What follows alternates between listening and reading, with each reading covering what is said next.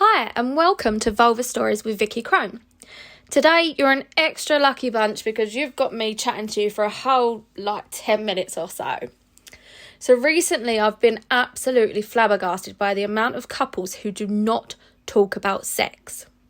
I have no idea how you're all having sex or being intimate with each other without talking about it. Does it just happen, or are you actually living the sex life of a movie star? Is it always spontaneous? Is it always passionate? Surely not, right? I bet that these are the relationships. You know, when you hear that women have been faking an orgasm for so many years and finally they have an orgasm and their husband's what the fuck was that? I think that these are the types of relationships where that is happening.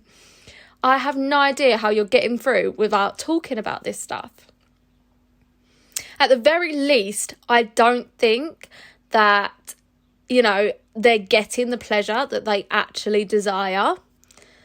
And, they may even think that they don't have desires or fantasies. But that thought has definitely come from a society that has told you to suppress your sexuality. There is so much more pleasure to be had. So I'm not going to dwell on the thought that people in relationships are not talking about sex. What I am going to do is tell you how you can have better sex by communicating about it. So at the very core, the absolute route to having more passionate sex or a more passionate sex life is through masturbation, mutual masturbation, and communication. So if we break that down so it's easier for you to understand rather than getting all panicky about me telling you to masturbate in front of your partner, what this means is you learn your body first, you teach your partner about your likes and boundaries whilst learning theirs, and then you come together to explore pleasure together. There's a balance there. So I'm going to give you 3 ways that you can get the conversation started. Get chatting about sex with your partner. And number 1, talk about what you did when you were masturbating. What technique did you use? What position were you in? Did you use any sex toys, any lubricants? Where were you? Set the scene for them. This way you're indirectly telling them how you like to be pleased, building confidence and trust as well as owning your autonomy, your right to explore and pleasure your own body without them being present. So I recently had a woman come to me for advice because her husband had got the ump over her suggestion that they use sex toys. And I was like, what the fuck, right? I pull my wand out at any chance I get.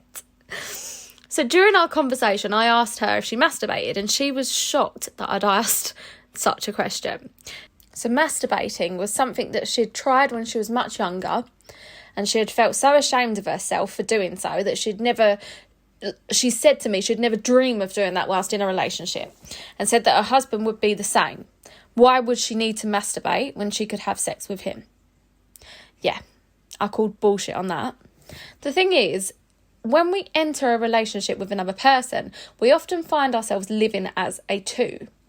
Everything is about you both and how you should both work together.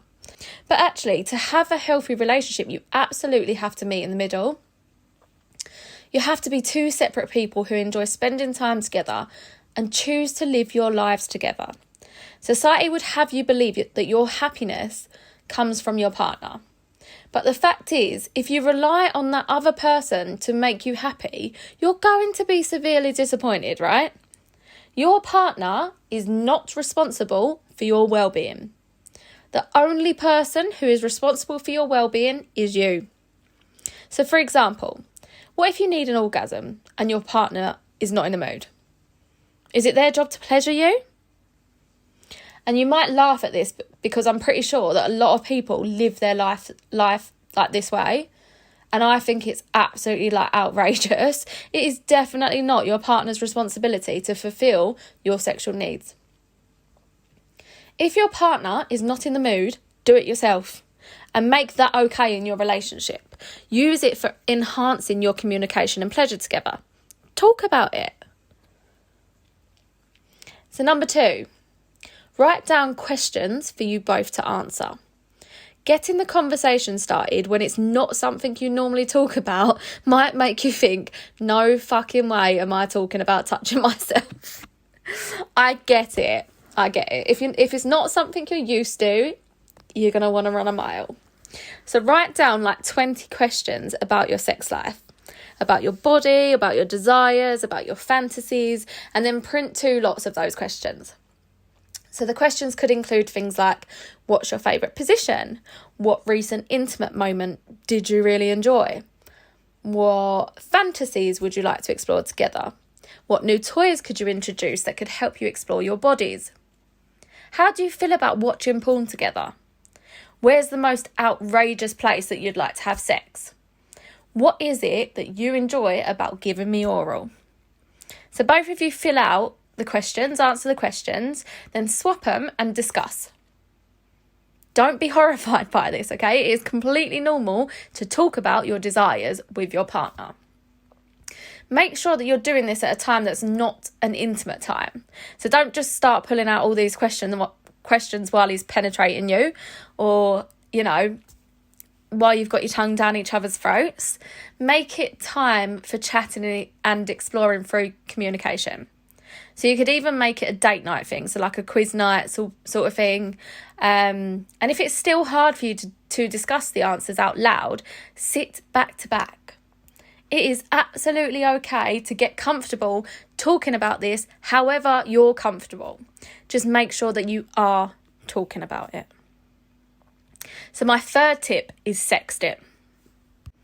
Sexting is one of my favourite things to do with my husband, and it has massively helped me write all of my erotic stories for Cherry Silk, for sure.